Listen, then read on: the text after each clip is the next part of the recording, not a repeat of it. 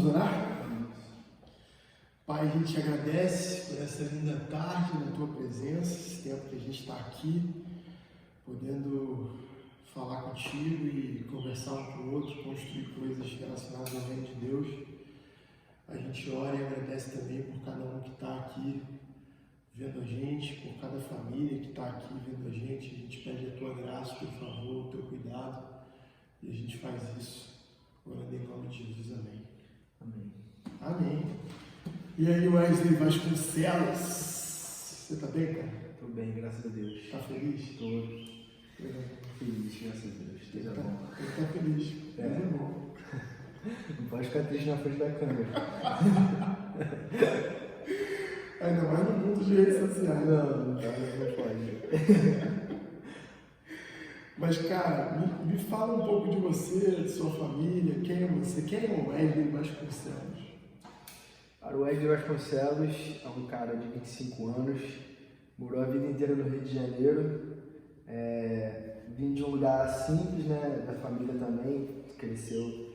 Meus pais, na verdade, vieram do Nordeste, mas cresci aqui junto com meu irmão, aqui no Rio. E desde pequeno eu sentia que Deus ele tinha algo diferente para a minha vida, ele não queria que eu tivesse uma vida normal, até mesmo porque as escolhas que eu fiz de carreira, de vida, não são normais, né? Então, eu cresci dentro dessa realidade, desse ambiente onde eu percebi que não somente eu, né, mas as pessoas que sempre estiveram ao meu redor, de alguma forma contribuíram, trabalharam ou se esforçaram de alguma forma para que eu chegasse no lugar onde eu estou, de ministro do Evangelho e tal. Então, eu percebo que desde pequeno o Senhor ele tinha algum chamado específico com liderança, plantação de igreja para a minha vida, e eu percebi isso desde eu lembro que eu cresci na Assembleia de Deus, nem todo mundo sabe disso, mas eu cresci na Assembleia de Deus e eu lembro que quando eu era pequeno tinha os cultos de criança. E os cultos de criança, o primeiro que eles sempre botavam para pregar era eu.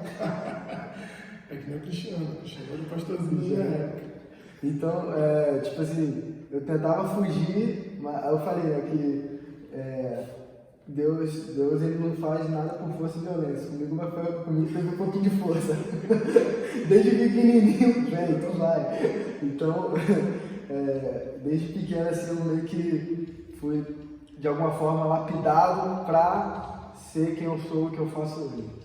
Legal demais. Mas, assim, me conta ministerialmente como que foi esse processo de você sair de um filho de crente, filho de presbítero, da Assembleia de Deus para esse despertamento missionário, evangelístico, plantador.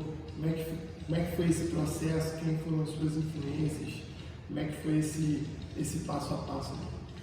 Então, primeiro que eu, durante toda a minha vida, eu cresci na igreja, então sempre fui bem relacionado com a igreja, né, desde pequeno.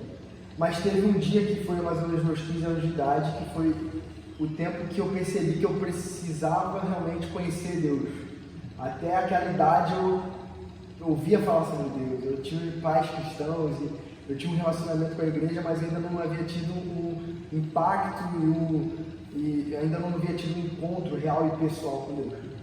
E aí, quando eu estava com 15 anos de idade, eu estava sozinho em casa, e aí eu fui na cozinha, e aí eu comecei a orar. Eu comecei a falar, Deus, se você é real, se você existe, se você tem algo para a minha vida, então se revela para mim e eu quero te conhecer pessoalmente.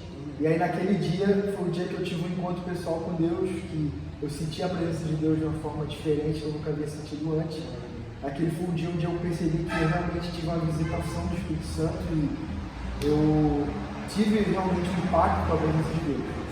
Então, desde aquele dia, eu lembro que o Senhor sempre me gerou incômodo em mim de falar, de pegar o evangelho para outras pessoas. Eu lembro que depois desse tempo, quando eu ainda estava com 15 anos, eu juntei o meu grupo de melhores amigos, assim, um grupo de colegas mais próximos, seja da minha rua ou seja da igreja. Eu juntei esse grupo e eu falei para ele, cara, a gente vai pregar o evangelho.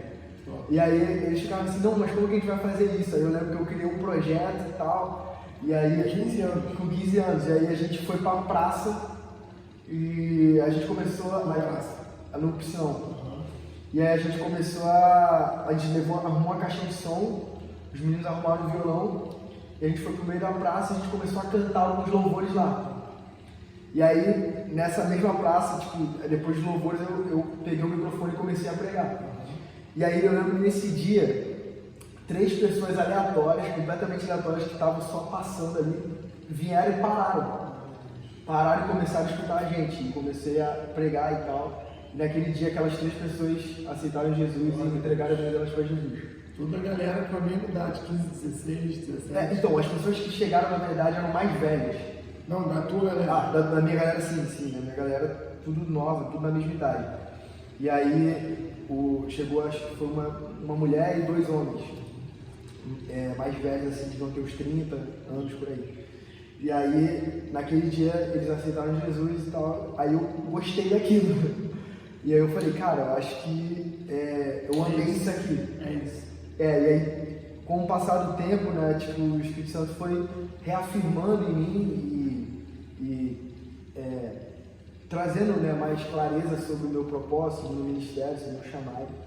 E aí comecei, uma coisa que eu sempre falo, né, você quer descobrir o teu chamado, você quer entender o que você nasceu para fazer, você quer entender o que você ama, o que queima no teu coração, cara, começa a servir da igreja local. Começa a servir da igreja local. Foi o que aconteceu comigo. Eu tinha um projeto, eu tinha visão, eu tinha várias coisas, mas eu precisei me concentrar e concentrar minha atenção e minha vida em servir uma igreja local. Então eu comecei a trabalhar na igreja local, comecei a liderar pessoas na igreja local, comecei a desenvolver o ministério de louvor na igreja local também. Então, dentro desse espaço de igreja local, eu fui começando a conhecer mais de Deus, conhecer mais do meu chamado e desenvolver ele. Então você diria que o descobrimento do chamado passa pelo servir na igreja local? Acredito nisso. Porque eu acredito que o chamado ele tem um propósito de alcançar pessoas e edificar o corpo. Então todo ministério tem esse propósito de atrair pessoas para Jesus e edificar o corpo de Cristo. Então, se você não tiver isso sendo desenvolvido dentro de uma igreja local, não faz sentido. Você não vai conseguir desenvolver teu chamado sozinho. Você não vai conseguir desenvolver teu chamado sem alguém te mentoreando, sem alguém te aconselhando. Você não vai conseguir desenvolver seu chamado fazendo todas as coisas sozinho. Você vai precisar de pessoas, de contribuidores. Você vai precisar de pessoas para te ajudar a servir você também, você servir elas. Então, eu acredito muito que esse descobrimento e esse desenvolvimento do ministério acontece dentro da igreja local. 4 cartas muito importantes para que a gente entenda cada vez melhor esse processo do chamado, da importância do chamado na igreja local. A carta à igreja de Corinto, a carta à igreja de Éfeso e a carta à igreja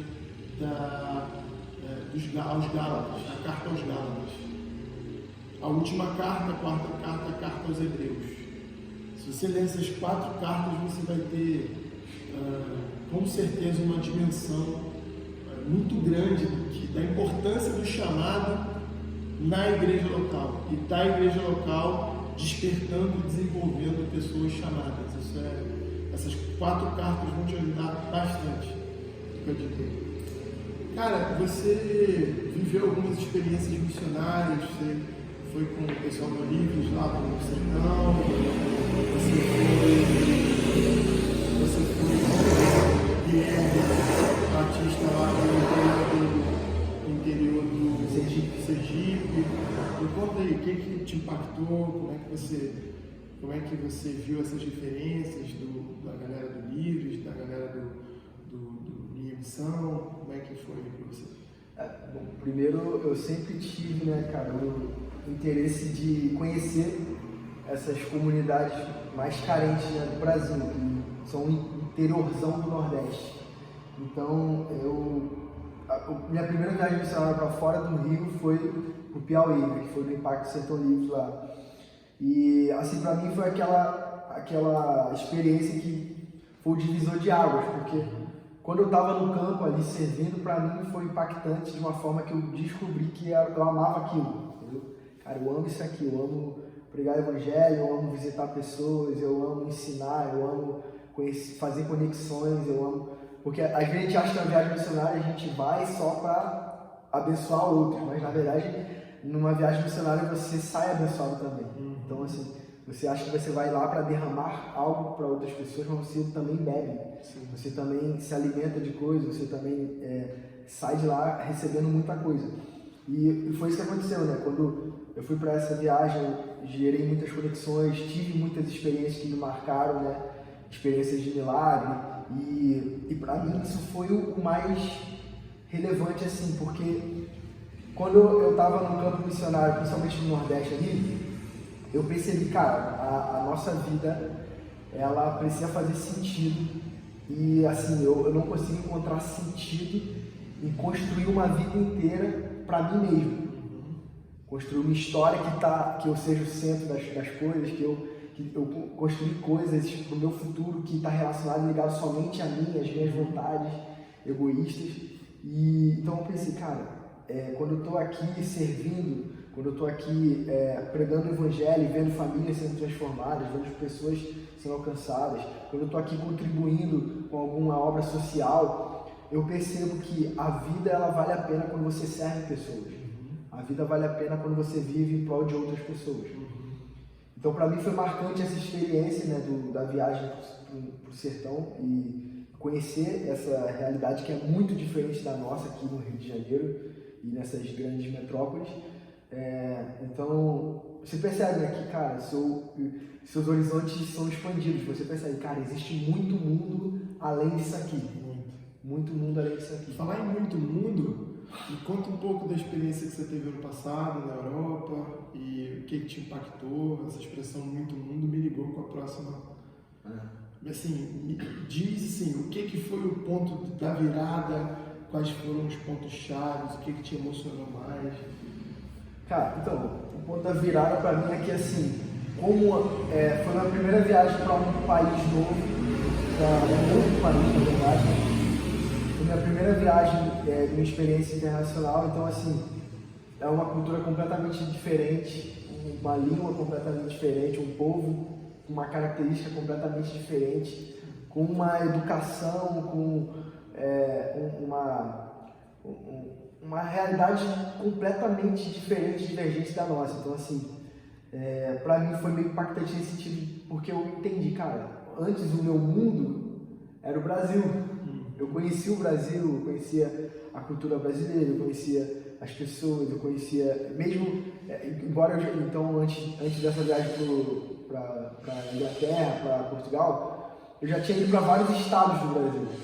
Até nesses estados a gente via diferenças, porém era o mesmo país, então assim, era a mesma língua, era um povo só, tinham culturas um pouco diferentes em alguns detalhes, mas no geral era a mesma base, né? A cabeça não doía. A cabeça não doía. Então assim... a comida é boa. A comida é boa, então quando eu fui para um outro país, eu fui imergido dentro de uma realidade completamente diferente, né? Um povo completamente diferente, uma cultura muito diferente. Então, para mim isso aí foi o que expandiu, né, mais ainda meus horizontes nesse sentido, de ver, cara, o mundo não é só o Brasil, o mundo não é só o Rio de Janeiro. Então, existe muita coisa que a gente pode conhecer, existe muitas coisas, muitas conexões que podem ser feitas, e foi isso que aconteceu. Mas o que essa expressão mundo não é só o Brasil trouxe para você de diferente do Wesley antes disso e depois disso? Que antes antes eu estava muito ligado à minha construção de futuro aqui. Eu pude perceber que, cara, eu posso alcançar muitas nações, sabe? Isso foi uma coisa que despertou em mim, porque depois dessa viagem eu tive interesse e um desejo muito grande. Eu lembro que era uma oração que eu fazia constantemente quando eu voltei dessa viagem. Eu constantemente orava para Deus, eu falava isso: Deus, eu quero as nações. Deus, me dá as nações. Deus, eu desejo as nações. Me dá elas para mim. Me dá elas. E aí, porque eu percebi, cara, a gente às vezes está tão focado, por exemplo, na região onde eu moro lá há 25 anos, então eu já vi várias igrejas crescendo, nascendo lá, já vi vários tipos de projetos de evangelismo sendo desenvolvidos lá, e eu vejo cada vez mais pessoas querendo abrir suas próprias igrejas, desenvolver seus próprios projetos, mas não se unirem para alcançar vidas. E eu pensei, cara, olha quantas pessoas estão perdendo tempo querendo desenvolver seus próprios projetos, suas próprias coisas, ao invés de se unir por uma causa. Enquanto existem países como os países ali da Europa, que hoje é um continente denominado como um continente pós-cristão, que é um continente onde o evangelho está em extinção. Então, olha quantos países, quantas etnias, quantos povos ainda não conhecem Jesus, quantas pessoas ainda não conhecem Jesus, e essas pessoas estão perdendo tempo querendo levantar placas de igreja, desenvolver projetos pessoais em regiões aqui, e eu fiquei pensando nisso, cara, o que mais assim, foi a virada para mim, no sentido de ministério multicultural, né, foi isso. Eu pensei, cara, eu desejo pregar o evangelho para essas nações. Depois que eu tive essa experiência internacional, quando eu voltei, né, isso foi o que despertou em mim, cara. Não pregar o evangelho nas nações, mas pregar o evangelho para as nações. Legal. Então, foi isso que despertou em mim, né? Então, vendo essa realidade, eu lembro que eu encontrei um menino no aeroporto de Londres, que ele era cara, se eu não me engano, era Somália. Eu não lembro. Eu não lembro se era Nigéria, era algum país africano. E aí eu perguntei pra ele, cara, qual o seu sonho? Ele tava, em Londres, trabalhando no aeroporto, numa das cidades mais desejadas do mundo, e ele falou que o único desejo dele era voltar para a cidade dele e transformar a cidade dele. Forte. E eu falei, cara, não é possível, tem alguma coisa especial aqui. E uma das coisas que foi marcante para mim também, especificamente em Londres, é que Londres é uma cidade muito multicultural, então, e multiétnica. Então, assim, tem muitos povos de diversos países, da África, da Ásia, de vários lugares do mundo, da América do Sul, que estão indo para lá, que estão chegando naquele local. E eu percebi, eu até vi um estudo que mostrava que em um período de mais ou menos 10 anos, Londres se tornaria a cidade mais multicultural do mundo. Sim, isso é um dado muito importante. Mais multiétnica do mundo. Então, assim, dentro disso eu pensei, cara, a gente está literalmente dentro de uma oportunidade de pregar para o mundo inteiro numa cidade só. Porque essas pessoas que vêm para cá, elas possuem uma cidade, um país de origem. Um dia elas vão voltar ou vão visitar essa cidade ou esse país de origem. Se a gente alcançar essas pessoas, elas retornarão para suas cidades e para os seus países de origem como missionários também. Então, isso foi algo assim bem impactante para mim. Caramba, que loucura. E assim, para a gente caminhar para o fim, como é que está sendo para você, ou como você se vê nesse ambiente de plantação de igreja? Você, um cara de 25 anos, já dentro de um ambiente de plantação, de não uma igreja, mas de algumas igrejas. Como é que você se vê dentro desse ambiente, o tipo de desafio que você vê, o quanto você cresceu, em que áreas você cresceu? Assim, eu acho que é um desafio grande, né? Plantar igrejas não é fácil. Eu sempre percebo que eu gosto muito de ser o cara que dá suporte. Eu sempre me vi dessa forma. Eu amo dar suporte ao ministério pastoral de alguém, eu amo dar suporte à liderança de alguém. E eu sempre me vi sendo aquela pessoa que, cara, eu quero contribuir, eu quero ajudar para o crescimento disso aqui, mesmo que eu não seja o principal, o protagonista da situação. E aí, dentro desse ambiente de plantação de igreja, eu vi que eu cresci muito em questão até mesmo de liderança, né? E experiências que eu não havia tido antes. Como eu falei, né? Eu cresci dentro já de um ambiente de igreja, então eu conheço igreja a vida inteira. Mas eu nunca havia plantado uma igreja antes. Então, a partir do momento que a gente começou a plantar a primeira igreja aqui na cidade universitária, começando a surgir outros projetos em outras regiões e lugares, eu comecei a observar e entender, cara, isso aqui é algo de Deus, isso aqui é alguma coisa que Deus tem como um plano de construção, porque, e mais do que isso, né, antes dessa experiência de plantação, eu tinha uma visão do que era igreja, hoje eu tenho outra visão. Me fala sobre isso. A minha visão que eu tinha antes do que era igreja, um lugar, uma comunidade, onde as pessoas iam, se reuniam semanalmente, ou num domingo ou à noite, ou no domingo de manhã, ou uma vez na semana, e aí elas vinham, cultuavam, adoravam, tinham o seu momento ali temporário de comunhão, voltavam para suas casas e viviam suas próprias vidas. Uhum. Hoje eu tendo a realidade de igreja como algo bem diferente, porque hoje eu já percebo que a forma e o padrão que agrada o coração de Deus na igreja é uma construção familiar. Então, a gente vê isso lá em Atos, né? Porque todos tinham tudo em comum, todos partilhavam de tudo, todos iam nas casas dos outros. Então, a igreja ela fugiu, ela foi além das quatro paredes para mim. Essa era a visão que eu tinha antes da igreja. A igreja se limitava a isso aqui, a parede, a cadeira, a um evento que ia durar 1h30, 2 horas ali, as pessoas iam vir e depois iam para suas casas. Hoje eu percebo que a igreja vai muito além do que isso. Eu sou igreja quando eu estou no shopping com os meus amigos e eu pago um lanche para alguém. Eu estou sendo igreja quando eu vejo um irmão passando uma necessidade ou eu contribuo. Eu estou sendo igreja quando eu estou conversando e me divertindo. Eu estou sendo igreja quando eu estou pregando. Eu estou sendo igreja quando eu estou cantando. Eu estou sendo igreja quando eu não estou pregando e quando eu não estou cantando. Então, para mim, assim, a minha visão de igreja, ela foge disso aqui, dessa coisa física, dessa coisa estrutural, né? Tanto que quando a gente começou a igreja aqui, a gente ficou mais ou menos uns 2 anos com violão e carrom. E nem microfone a gente usava. Então, para muitas igrejas... Não tinha live, não tinha YouTube, não tinha nada disso.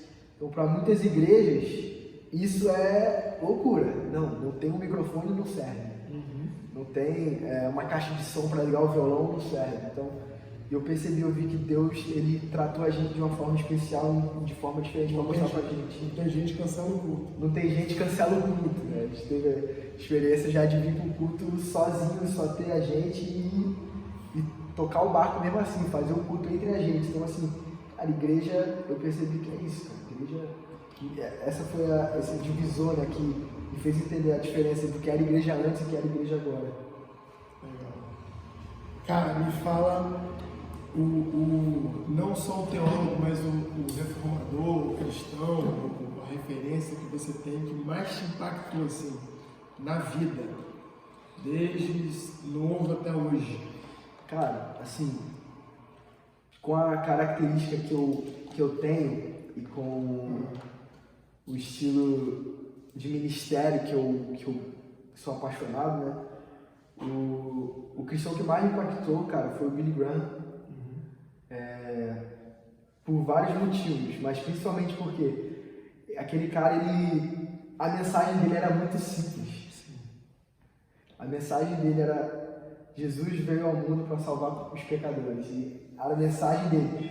E as pessoas ouviam aquela mensagem e as pessoas corriam se arrependendo e querendo aceitar Jesus. E para mim, assim, o estilo de ministério dele foi o que mais me impactou, tanto que teve uma situação que aconteceu no final da vida do Billy Graham, que uma pessoa foi entrevistar ele e perguntou para ele: Billy, se você se arrepende de alguma coisa da sua vida? A resposta dele é: sim, eu me arrependo de não ter orado mais e não ter lido mais a Bíblia. E assim, um cara que a gente sabe que impactou gerações, cidades, lotou estádios, pregou o evangelho para milhões e milhões de pessoas. E no final da vida dele ele fala: cara, tudo isso não foi suficiente ainda diante do que Deus merece, diante do que eu poderia ter entregado para Deus. Então, quando eu vejo a história dele, eu fico assim: cara, eu faço muito pouco.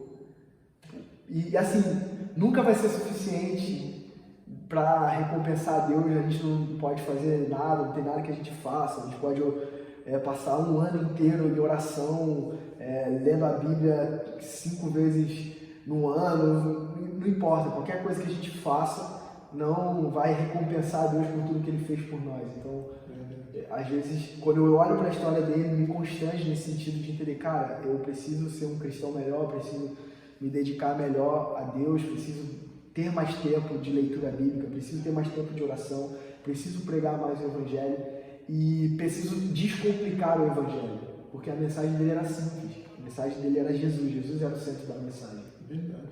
Então, Billy Graham foi esse cara que impactou. Eu vou ler o meu texto favorito para você e você vai me dizer o que Deus já falou, ou acabou de falar, ou o que você entende, ou como aplicar esse texto à realidade hoje, né? Do povo, para você mesmo, ou para o não cristão. Depois você vai falar o seu texto favorito e vai aplicar ele também. O meu texto favorito é Romanos 5,8, que diz: mas Deus mostrou quanto nos amava. Cristo morreu por nós quando nós ainda éramos pecadores. E aí? Esse texto, cara, que bom que você leu ele, até porque ele tem ligação com um texto que um dos textos que eu mais gosto, que é o de João 1,14, que diz que ele que era o verbo se fez carne e habitou entre nós. E tem ligação, né? E, cara, assim, pra mim, isso aí é simplesmente a mensagem central do Evangelho. Eu costumo falar que a Bíblia de Gênesis a Apocalipse, ela tem um tema, que é Jesus. Tanto o Antigo Testamento sempre aponta para Jesus e ele tem ali a sua sombra, né, do que é Jesus. E aí o Novo Testamento já é a forma do Cristo ali manifestado, que veio, que se fez homem. E esse texto ele é muito impactante para mim porque ele deixa bem detalhado de forma clara, né, que Deus amou a gente quando ainda éramos pecadores. Isso dá para fazer uns 30 sermões com isso aí, mas assim, o que mais me impacta nesse texto é o seguinte: Deus, quando Ele nos amou, quando Ele olhou para nós, quando Ele teve essa relação de afeição, gerou nele, né, o desejo de nos salvar, de nos redimir, Ele não olhou para o nosso estado. Ele não levou em consideração o estado que nós estávamos, cara, pecador, sujo, perdido. Ele viu aquilo e ele pensou: ainda assim eu vou amá-lo. Tem o texto também de Romanos, né, que fala da adoção como filhos, que nós temos um espírito pelo qual nós somos adotados como filhos, e esse espírito que clama Abba Pai. Dentro do contexto de Romanos, que é o livro que Paulo está escrevendo, a carta que Paulo está escrevendo, o romano ele tinha algo muito impactante sobre a adoção. Quando um pai romano ele tinha por direito civil adotar ou não adotar o filho de natureza dele, o filho biológico dele, o bebê que acabou de nascer. O pai romano ele podia rejeitar aquele filho. Ele podia dizer: não, eu não quero cuidar dessa criança, eu não quero, eu vou rejeitá-lo. E eles faziam um tipo de cerimônia que era que eles levavam o bebê e colocavam ele no chão, no meio da multidão, e saíam. Nesse instante, um outro cidadão romano, um pai, ele poderia ter o desejo de adotar aquela criança, amar ela, pegar ela do chão e decidir adotá-la. Para o romano, a maior prova de amor que existe era a expressão de adoção. Então, para o romano, naquele contexto, quando você queria provar para o romano que alguém amava tanto a outra pessoa, a palavra que mais destacava esse tipo de amor, que era um amor muito grande, um amor muito intenso, um amor muito profundo, era a adoção. Era a palavra que mais tocava o romano em questão de afeição. Então, quando Paulo ele escreve que nós fomos adotados, o romano está lendo aquilo e está pensando: cara, Deus, assim como um homem, um pai que viu um bebê jogado no chão sujo, abandonado, da mesma forma amou aquela criança, ele também nos amou. Então, eu vejo isso, que Deus, ele olha para nós, ele vê aquele estado pecador, sujo, abandonado, mas ele ainda assim, como um pai, ele decidiu nos amar, ele nos adotou, ele entregou o seu filho Jesus para derramar o seu sangue e que nos limpou de todo o pecado. Demais. Ué, coisa muito boa, cara. Não só ser família com você, não só ser irmão em Cristo, pastor, qualquer outro tipo de vínculo que a gente tenha, mas é muito bom servir esse reino junto contigo. Tamo junto, bora, obrigado pelo esse tempo, tamo junto. Fui!